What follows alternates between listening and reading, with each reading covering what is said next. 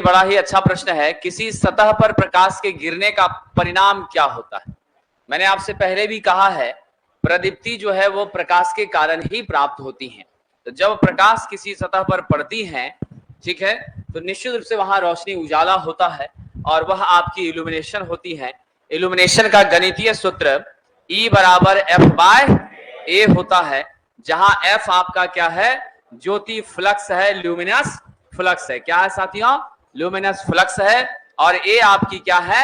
Cross मतलब surface area है, तल का क्षेत्रफल है। और इल्यूमिनेशन का ऐसा यूनिट आप जानते हैं, ल्यूमेन प्रति मीटर स्क्वायर होता है। और साथियों इसी को हम लक्स कहते हैं। तो मेरा आंसर होगा ऑप्शन नंबर बी, प्रदीप्ति। चलिए आगे बढ़ें।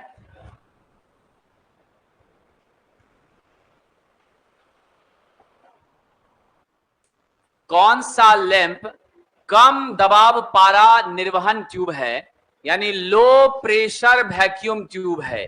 यानी किसमें आप लो प्रेशर पर मरकरी का क्या करेंगे? इस्तेमाल करेंगे। तो जरा देख लीजिए, बायोनट कैप, आर्गन, आर्गन टंगस्टन, ये सब क्या है? High pressure mercury vapour lamp है साथियों, जो सिर्फ कहां यूज होगा? आउटडोर की लाइटिंग के लिए यूज होगा। घर के बाहर के जगहों पर प्रकाश के लिए प्रयोग में लिया जाएगा।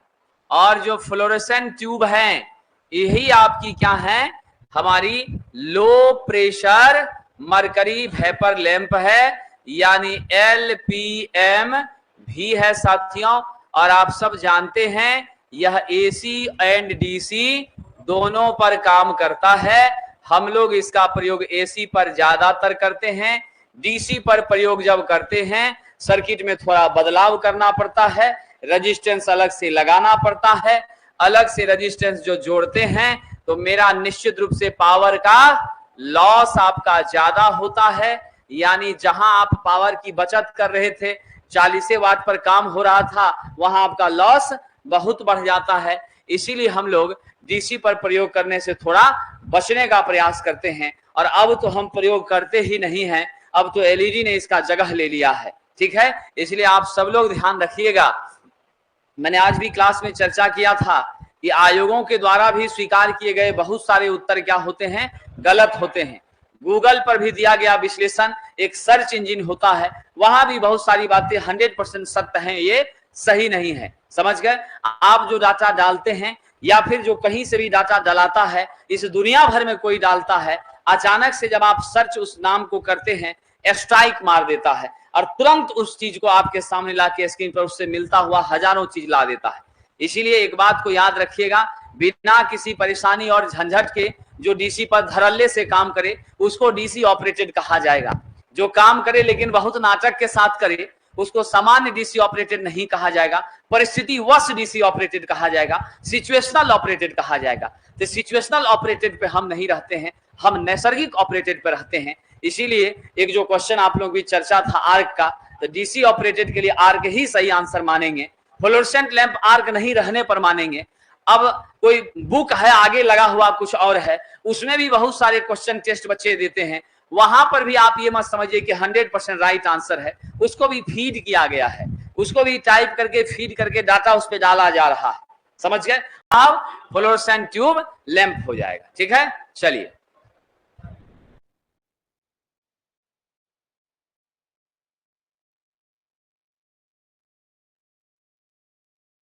अच्छा प्रश्न है। इस तरह का प्रश्न प्रैक्टिस के दौरान आपने चर्चा हुई थी, मुझे लगता है कुछ लोग बनाए भी होंगे, कुछ लोग नहीं भी बनाए होंगे। क्वेश्चन बड़ा अच्छा है। 8 मीटर और 12 मीटर की लंबाई का कमरा है, 15 लैंप द्वारा 100 ल्यूमेन स्क्वायर मीटर की उचित रूप से एक समान रोशनी से प्रकाशित किया जाता है। लैंप का ल्यूमेन एक लैंप का कितना है? 1600 है। कमरे में यूटिलाइजेशन फैक्टर बताना है कितना। सबसे पहले तो आप कमरे का क्षेत्रफल निकाल लीजिए। क्या होगा साहब? आपका 8 गुना 12 96 मीटर स्क्वायर। अब आप ध्यान दीजिए, क्या करेंगे साहब? 15 लैंप द्वारा कितना ल्यूमेन मिल रहा है? 100 ल्यूमेन मिल रहा है, ठीक है। तो अब हम लोग एक काम करते हैं, मेरे पास हम जानते हैं ई का मान कितना दिया है, 100 ल्यूमेन प्रति मीटर स्क्वायर दिया है। अब आप निकालिए टोटल फ्लक्स। क्या निकालिए? Total flux. आप विद्वानों जानते हैं F बराबर E इंटू ए होता है ना। जब हमको ये लिखने में दिक्कत नहीं है E बराबर F बाई ए, तो हम यहां से नहीं लिख सकते हैं F बराबर E इंटू ए, लिख सकते हैं। अब आइए साहब, E का मान है 100, A का मान है 96, टोटल आपका 9600 ल्यूमेन हो गया, जो आपके कमरे को चाहिए, मिल रहा है। समझ गए क्या है? मिल रहा है। अब उत्पादन कितना होगा वो देख लीजिए। कुल उत्पादित ल्यूमेन, कुल ल्यूमेन कितना उत्पन्न हो रहा है? एक लैंप से 1500 उत्पन्न हो रहा है, 1600। तो मेरे पास 15 लैंप है, तो 15 गुना 1600 करिए, कितना होता है विद्यार्थी जी? 24,000। 24,000 आपका ल्यूमेन मिल जाएगा। तो कुल उत्पादन हो रहा है 24,000 का, हमको जरूरत है 9600 का। यूटिलाइजेशन फैक्टर क्या कहता है? यूटिलाइजेशन फैक्टर कहता है साहब, आवश्यक ल्यूमेन बटा, बिल्कुल विद्यार्थियों, आवश्यक ल्यूमेन बटा कुल ल्यूमेन, आवश्यक ल्यूमेन बटा कुल ल्यूमेन बराबर क्या होता है? आवश्यक ल्यूमेन को हम साहब क्या लिख देते हैं? 9600। कुल ल्यूमेन क्या हो जाएगा? 24,000। सिंप्लीफाई कर लीजिए, 0.4, कोई यूनिट इसका नहीं होगा, क्योंकि ल्यूमेन ल्यूमेन का ही क्या है? रेशियो है।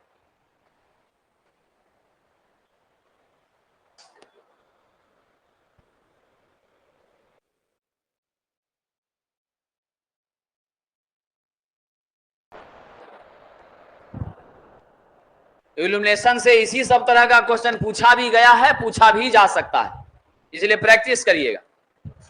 कह रहा 30 डिग्री के कोण पर झुकी हुई सतह किरणों को 100 कैंडल पावर के लैंप से 5 मीटर दूर रखी है, सतह पर प्रदीप्ति का औसत तीव्रता क्या होगा?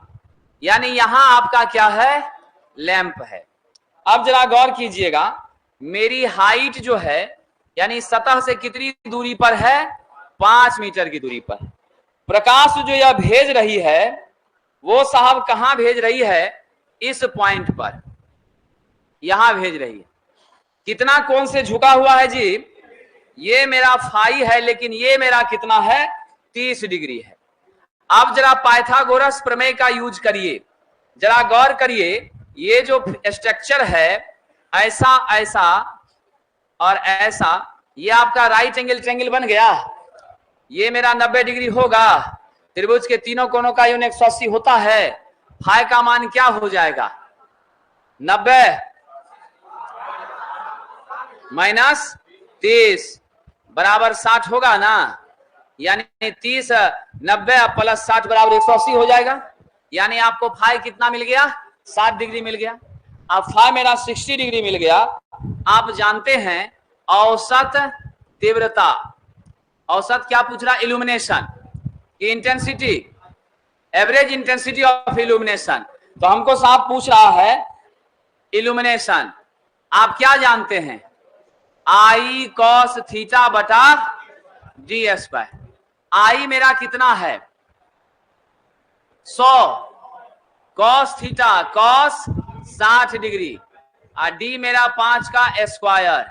सॉल्व कर लीजिए सरकार, कितना हो जाएगा?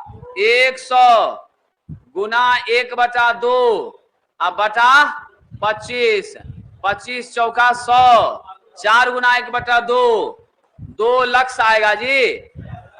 आंसर होगा सी नंबर। यहां पर थोड़ा चतुराई करना होगा, डायरेक्ट आप 30 लेके कर दीजिएगा तो गड़बड़ हो जाएगा,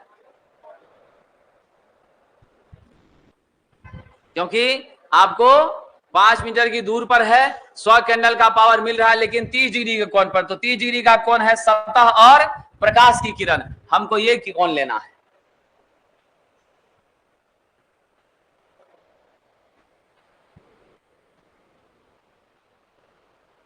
हो गया होगा, याद ही होगा उसका आंसर बहुत बच्चा को, नहीं जी?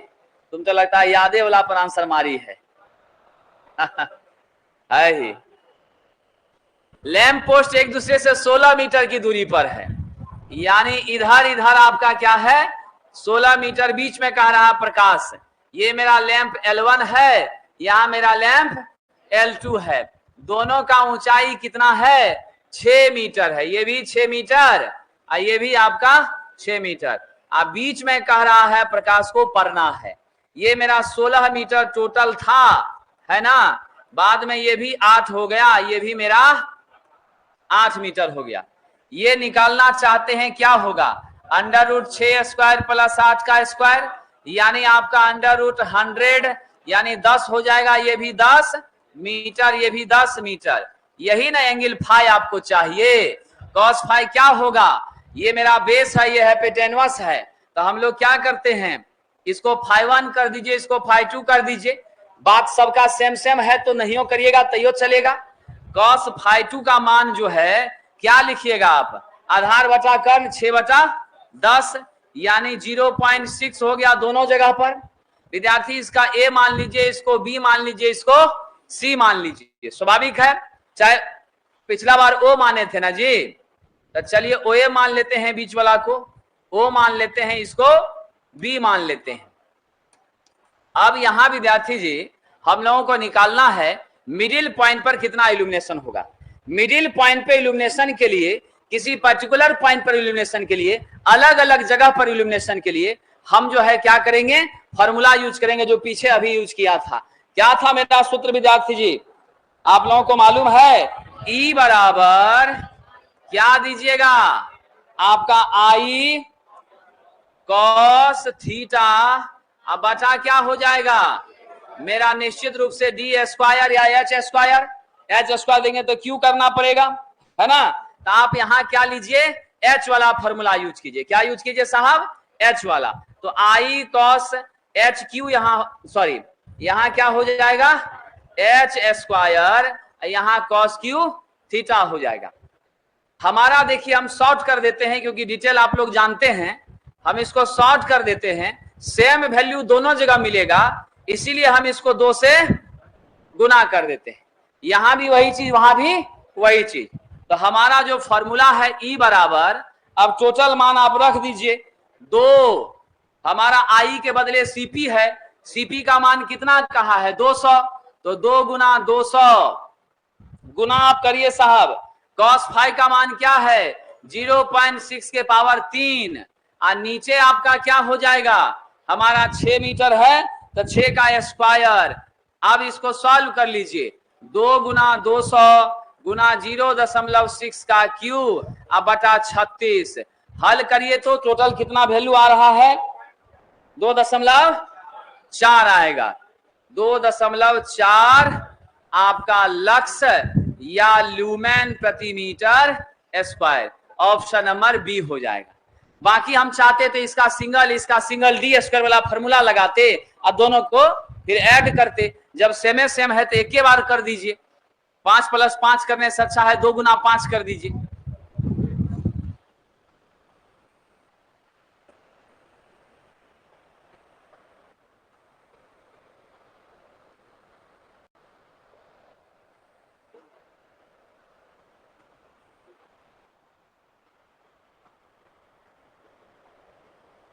चलिए आगे बढ़ें।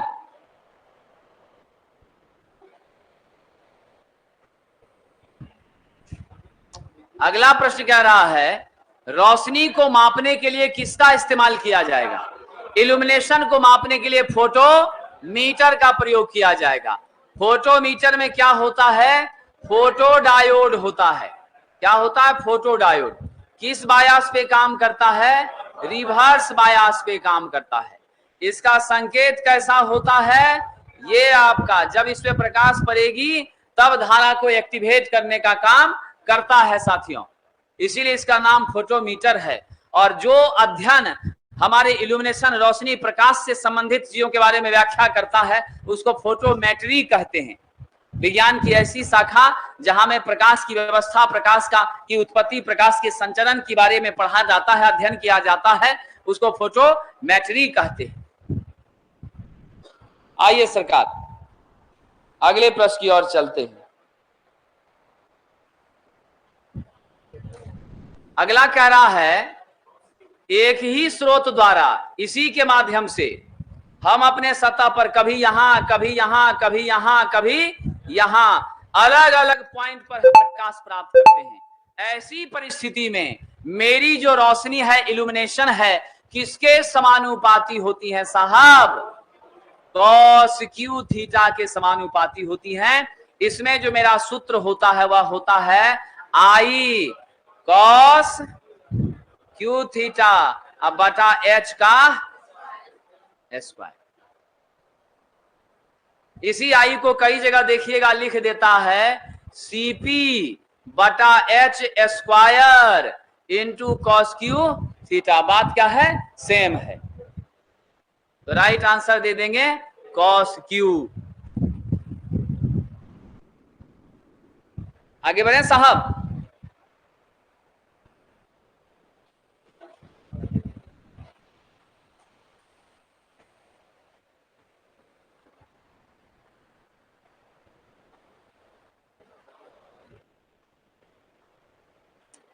आइए सरकार अगला प्रश्न। वायु प्रशीतन एयर कंडीशनिंग की प्रक्रिया में हवा की निम्नलिखित विशेषता को नियंत्रण किया जाता है। कह रहा है टेम्परेचर, तो हवा का तापमान भी हम लोग कम करते हैं एसी के माध्यम से। शुद्धता भी एकदम फ्रेश आ रहा है, खाली चूहा वहा नहीं मरा होना चाहिए, साफ करवा दीजिएगा एसी को। सापेक्षिक आर्द्रता रिलेटिव ह्यूमिडिटी को भी मेंटेन करता है। सर्कुलेशन भी एयर का करता है, हवा को चलाता है, घुमाता है, नचाता है तो ठंडा लगता है ना। एसी के सामने सामने बैठते हैं तो आप लोगों को गला पकड़ लेता होगा, नीचे बैठते होंगे, साइड में बैठते होंगे, तो यानी परिसंचरण भी करता है। क्या होगा विद्यार्थी जी? ऑप्शन नंबर बी, सारा गतिविधि प्रशीतन में होता है, एयर कंडीशनिंग में होता है। आइए साहब आगे बढ़ें। अगला प्रश्न कहना जब सोडियम वेपर लैंप का स्विच ऑन करते हैं साथियों, तो वो आपको सबसे पहले हल्का लाल व गुलाबी प्रकाश देता है। हल्का लाल और गुलाबी प्रकाश किसके कारण देता है? नियॉन के कारण देता है। किसके कारण साहब? नियॉन के कारण। क्योंकि हम लोग नियॉन यहां पर भरते हैं। आर्गन नहीं टिक मार दीजिएगा, गड़बड़ हो जाएगा। लाल के लिए माइंड में फिट कर लीजिए नियॉन।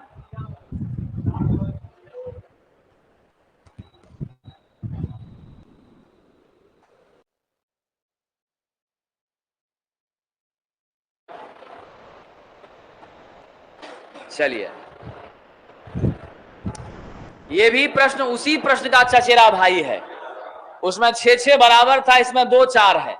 अलग अलग करके निकाल के जोड़ना पड़ेगा।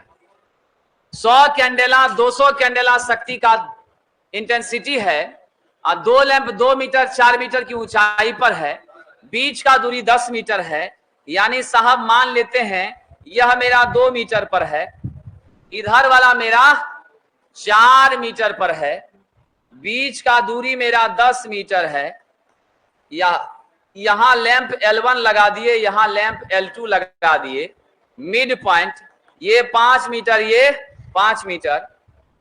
सरकार अब जरा ध्यान दीजिए, हम यहां कैलकुलेट करना चाहते हैं। L1 मेरा 100 कैंडेला है, L2 मेरा 200 कैंडेला है।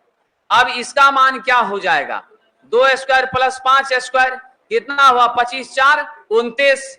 ये 16 प्लस 25 तो 6 5 11 अंडर रूट 41 है ना। अब इसके लिए अलग, इसके लिए अलग करिए कार्यक्रम। यहां मेरा φ1 cos φ क्या होगा? यहां cos φ क्या होगी? यहां मेरा cos φ1 रख लीजिए, इसको φ2 कर लीजिए। cos φ1 का मान होगा 2/√29, cos φ2 का मान होगा 4/√41। क्या हो जाएगा? 4/√41। अब आप फॉर्मूला उसी को फीड कीजिए। यहां तो दोनों को आपको क्या करना पड़ेगा? अलग अलग करना पड़ेगा, है ना साहब। अब चलिए जरा दोनों को हम लोग अलग अलग पुट करते हैं, फिर हम देखते हैं क्या होगा। सबसे पहले हम पहला सेक्शन के लिए करते हैं। L1 लैंप के लिए, L1 लैंप के लिए इसके लिए जो फॉर्मूला आप लगाइएगा सेम वही फॉर्मूला लगाइएगा। I cos theta 1। अब बचा क्या कीजिएगा जी, L1O का होल स्क्वायर। ये है L1O का होल स्क्वायर। वैल्यू रखिए, आई का मान है 100, पहला वाला लेंथ 100 ना है। कॉस थीटा 1 के बदले में हमारे पास वैल्यू है, क्या लिख देंगे, 2/√29। और नीचे साहब क्या होगा, √29 का होल स्क्वायर। अब इसको सॉल्व कर लेंगे। फिर मेरा लैंप L2 के लिए, इसके लिए मान मेरा क्या होगा, आई कॉस थीटा 2 बटा L2O का होल स्क्वायर। L2O मतलब ये डिस्टेंस का होल स्क्वायर। क्या हो जाएगा, आई का मान इसके लिए मेरा 200 है, दूसरा लैंप के लिए 200 गुना कॉस थीटा 2 कितना है, 4/√41। और नीचे आपका क्या हो जाएगा, √41 का होल स्क्वायर। ठीक है, ये वैल्यू आपको आया। अब इसको कैलकुलेट करेंगे हम लोग। कैलकुलेट करते हैं तो मोटा मोटी विद्यार्थी 1.28 यहां मिलता है और आपका 3.04 यहां मिलता है। ठीक है, और टोटल जब हम निकाल लेंगे टोटल इल्यूमिनेशन, तो क्या होगा, E1 प्लस E2 यानी 1.28 प्लस 3.04, तो 4.32 हो जाएगा, 8 4 32, तो 4.32 लक्ष्य हो जाएगा। तो 4.32 मतलब 4.31 हमारा उत्तर माना जाएगा। मतलब समझ लीजिए, डिस्टेंस दिया है, घबराना नहीं है, दो भाग में बट गया, बीच में जा रहा है। यहां क्या करेंगे, विकर्ण निकालेंगे, कर्ण निकालेंगे, इसको निकाल लिए और 2/29 करके थीटा निकल गया, 4/41 करके √41 करके हमारा ये कॉस थीटा निकल गया। फॉर्मूला सबका 1 I cos theta by square होगा इस दूरी का। तो मैंने सबका मान रख दिया और करके निकाल लिए, दोनों को जोड़ दिए। दूरी यहां सेम नहीं है, इसीलिए 2 गुना करके करना उचित नहीं था, अलग अलग निकालना पड़ेगा। ये सब क्वेश्चन कई बार पूछा है, इस टाइप का क्वेश्चन चांस है कि पूछेगा फिर, तो इसीलिए प्रैक्टिस कर लीजिएगा। और डायरेक्ट पूछ दिया तो आंसर सीधा दीजिएगा बिना टाइम पास किए। ये भी बच्ची लगता है डायरेक्ट आंसर दी थी। चलिए आगे बढ़ें।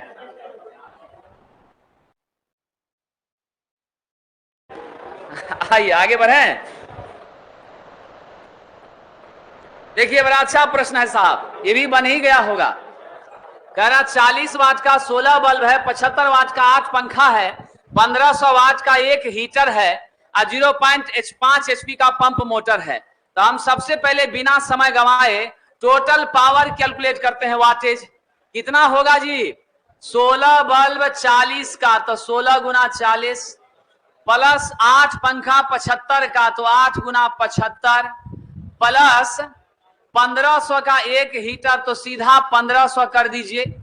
0.5 HP कह रहा है, तो हम लोग क्या करते हैं, जनरली यहां लिख दिया है 1 HP 735, नहीं लिखा रहता तो 746 से गुना करते। तो 0.5 HP का मोटर है तो 0.5 गुना 735 बराबर करिए, इतना वाट आपका टोटल वाटेज होगा। जोड़ के देखिए, जोड़ घटाव करके इसका मान कितना निकल रहा है, टोटल जोड़ जाड़ करिएगा तो आपका 2740 इधर हो गया और 367 दशमलव कुछ आएगा, यानी आपका 3107.5 आ जाएगा। ठीक है, 3107.5। अब 3107.5 आ गया, आपको कह रहा न्यूनतम कितना करंट यह कैरी करेगा और सप्लाई वोल्टेज 230 है। देखिए कितना आसानी से बन गया सवाल। P बराबर VI जानते हैं ना आप लोग, I बराबर हो जाएगा P बटा V। P आपके पास 3107.5 है, अब V आपके पास 230 है। विद्वानों फटाफट बता दीजिए कितना हो जाएगा, 13.51 आएगा, लगभग 14 एम्पियर हो गया। आंसर हो गया डी नंबर, है कि नहीं विद्यार्थी जी। क्या जी ड्रीम 11 यादें कर लिया है इस क्वेश्चन।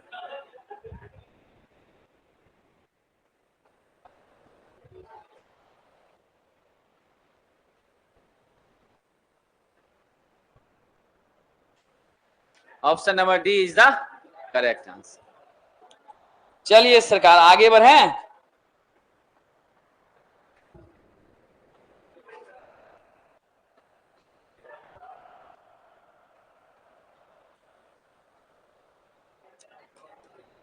किस लैंप का CRI सर्वोत्तम होता है? किस लैंप का सबसे अच्छा होता है? ताप दीप्त लैंप, इनकैंडेसेंट लैंप 95% से ज्यादा यानी 95 से 97 के बीच होता है। ये कलर के मामले में भी बढ़िया है।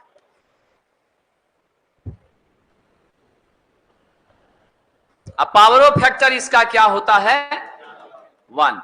सनलाइट का CRI विद्वानों 100।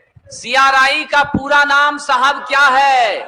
कलर रेंडरिंग इंडेक्स, रंग प्रतिपादन सूचकांक। क्या है?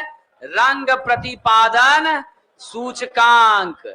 ये बताता है कौन सा प्रकाश किस रंग का है, उसका ओरिजिनल कलर दिखाता है। ब्लू ब्लू दिखेगा, नीला नीला दिखेगा। ऐसा नहीं कि नीला पीला दिख जाए। मॉल में नहीं जाइएगा कपड़ा रात में खरीदने, पता चलेगा पीला शर्ट लेना था, अब ब्लू वाला खरीद के चले आए, और कल देखिएगा ये तो ब्लू है, गड़बड़ा जाएगा मामला। आइए साहब आगे बढ़ें।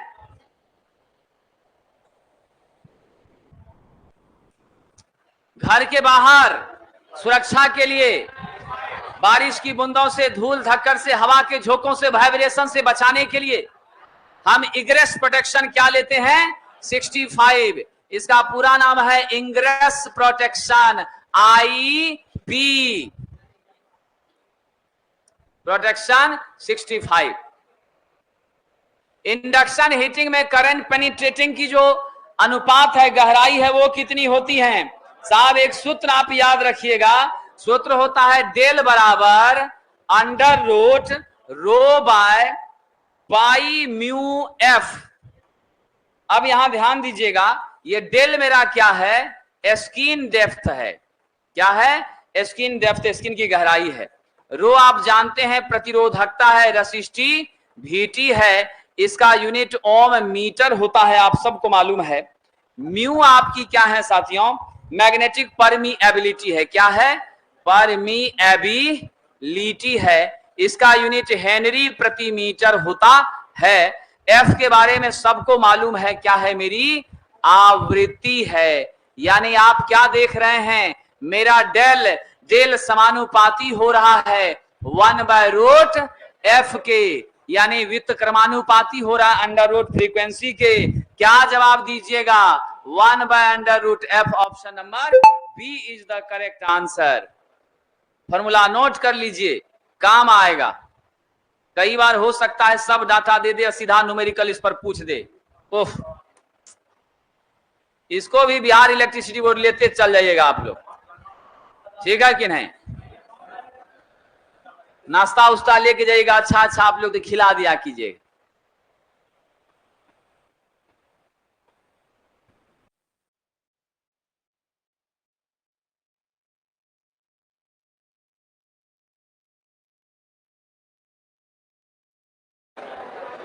चलिए आगे बढ़ें। इसका भी आंसर बच्चा सब याद होगा सबको, नहीं जी? कैसे होगा साहब बताइए? क्या करेंगे साथियों? 20% है, 4850 यहां लीजिए, थोड़ा डाटा को सुधार लीजिए। कितना? 4850 कर लीजिए, यहां भी 4850 कर लीजिए, ठीक है? फिर आपका चिंता समाप्त हो जाएगा। बना है किसी से? चलिए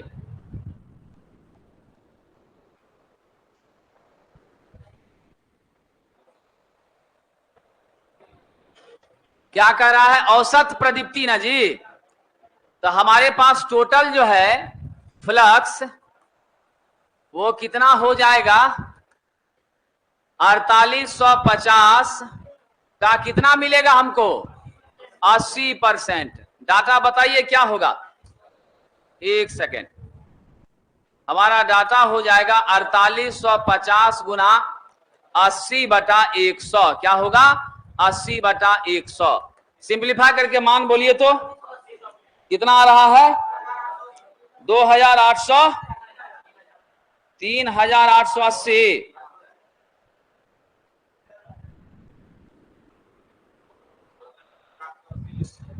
एक मिनट,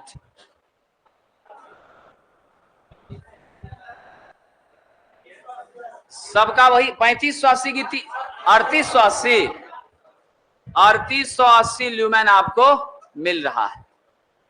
उसके बाद आपको व्यास दिया है, कितना है आपका? डी का मान दिया है 0.4। एरिया के बारे में आप क्या जानते हैं? 4πr² होता है। हम यहां 4πr के बदले में हम d/4² लिखें, कट जाएगा। मेरा एरिया खाली πd² होगा कि नहीं होगा? अब आपको कह रहा औसत प्रदीप्ति, तो विद्यार्थी होता है कि नहीं होता है? f का मान है 3880, अब बटा कर दीजिए पाई इंटू 0.4 का होल स्क्वायर। बताइए तो दीपक जी कितना आ रहा है? 7720 ल्यूमेन प्रति मीटर स्क्वायर। ऑप्शन नंबर सी।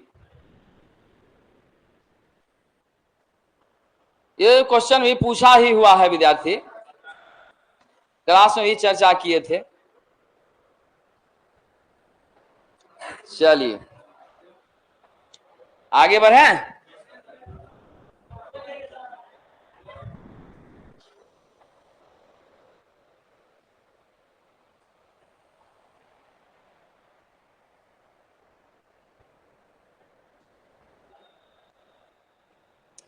दीपक दक्षता की इकाई ल्यूमिनस इफिशिएंसी क्या होता है? साहब आप जानते हैं आउटपुट ल्यूमेन बटा इनपुट पावर, है ना? आपका ल्यूमेन प्रति वाट, राइट आंसर ल्यूमेन प्रति वाट। चलिए आगे बढ़े साहब।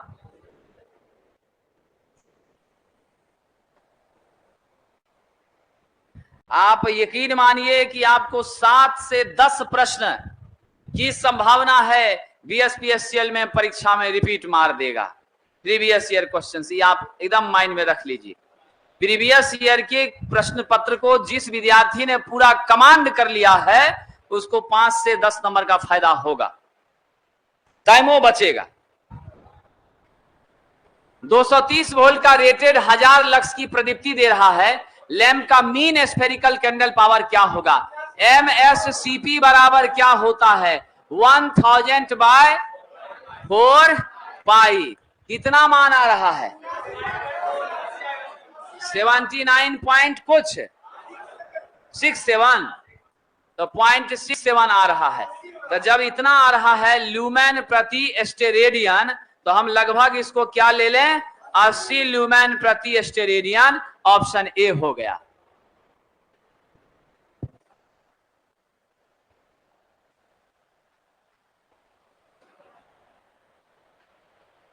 चलिए आगे बढ़े साहब।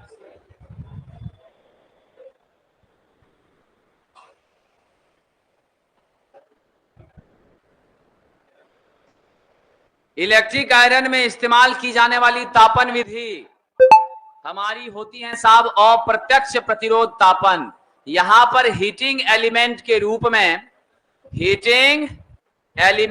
रूप में हम नाइक्रोम का यहां भी प्रयोग करते हैं। और नाइक्रोम कैसा पदार्थ है? रेजिस्टिव मटेरियल है। आप जानते हैं इसको अप्रत्यक्ष क्यों कह रहे हैं?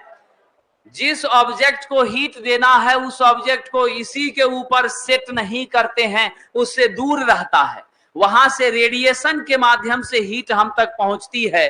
हीटर से हीट लेना हो, उसी बैठ जाते हैं क्या? नहीं बैठते हैं, स्वाभाविक सी बात है। तो जब हमारा ऑब्जेक्ट हमारे सिस्टम के साथ सीधा कनेक्टेड नहीं हो तब तक उसको प्रत्यक्ष मेथड नहीं माना जाएगा। यहां पर हमारी जो साहब आयरन है, इस आयरन में हीट किससे प्राप्त हो रहा है? नाइक्रोम के माध्यम से। वो हीट किसको ट्रांसफर करता है? हमारे बेस प्लेट को। जो आयरन का नीचे का पत्थर रहता है है ना, वो आपका माइल स्टील का बना हुआ, वो आपकी क्या है, बेस प्लेट है, बेस प्लेट को देता है, बेस प्लेट से तब आपका हीट मिल रहा है आपके कपड़े को। इसीलिए कौन सी मेथड है, अप्रत्यक्ष हीटिंग मेथड है साथियों, इनडायरेक्ट रेजिस्टेंस हीटिंग मेथड है। क्या हीटर से तो सीधे न प्राप्त हो रहा है,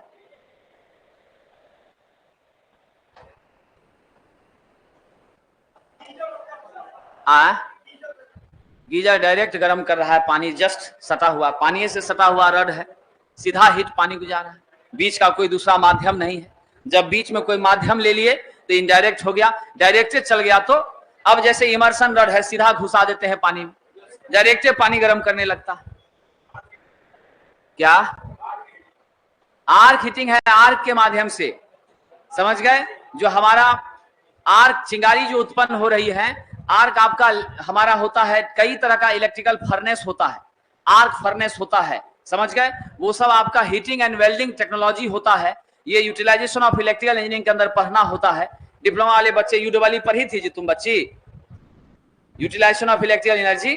बीटेक वाले बच्चों को पढ़ना रहता है utilisation of electrical energy, SSC JEE पूछता है, वहां हीटिंग एंड वेल्डिंग एक चैप्टर है, वहां आर्क हीटिंग है, कई तरह का वहां पर मेथड ऑफ हीटिंग है, मेथड ऑफ वेल्डिंग है, उन सब के अंदर है। तो वहां हम लोग क्या करते हैं, क्रूसिबल लेते हैं, क्रूसिबल कटोरा को कहते हैं, टेक्निकल वर्ड है, उसमें ऑब्जेक्ट डालते हैं, ऑब्जेक्ट कहा जाता है जो जल करके हमको आर्क पैदा करेगा, उसको ऑब्जेक्ट कहा जाता है, जिससे हमको हीट मिलना है।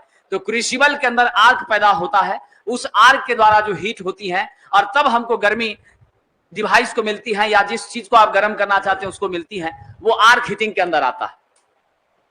कैंडेला किसकी इकाई है साथियों, ज्योति तीव्रता की, लाइट इंटेंसिटी की। आप जानते हैं आई बराबर क्या होता है, एफ बाय ओमेगा होता है।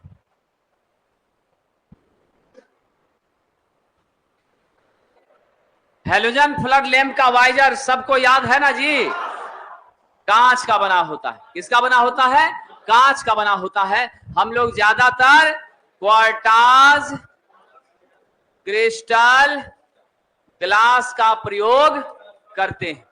बहुत बहुत धन्यवाद साथियों।